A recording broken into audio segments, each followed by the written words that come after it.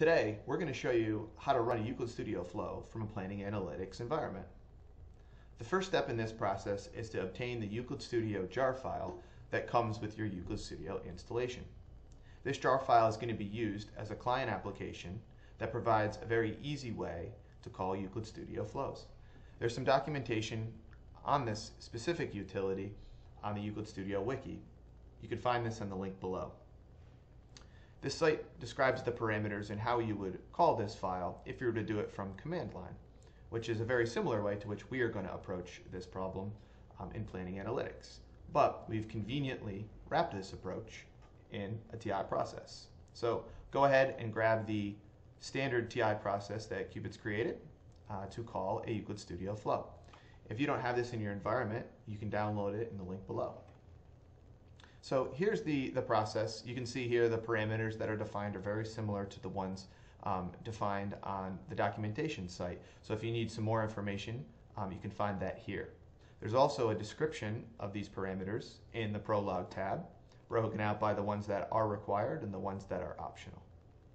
So we have our Euclid Studio jar file, and let's navigate over to this flow. We have our flow, which we want to run, this demo flow. And we're all set up. One thing to note, my planning analytics environment and my Euclid Studio environment are running on the same machine. Often in practice, you'll have them on different machines, and that will be relevant for some of these parameters coming up. So the first setting we want to do is we want to make sure that we have our host name set up. So go ahead and set this default value for host name. This is going to be the location of your Euclid Studio server. So for me, it's this location. I just throw on a API after the Euclid Studio syntax, as you can see here. Flow file name, now likely this is going to change every time you run it, so you can put a default if you want in here, or just specify it on the fly. We're going to run the default run profile here. You can find details on parameter set and the rest of these settings.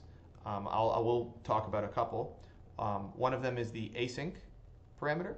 So this is set to false. What this means is when set to false, we're actually going to have the TI process wait for the duration of the Euclid Studio flow. This is really nice if you have timing. Let's say you want to run one TI process and then you want to wait till it completes before you run your second.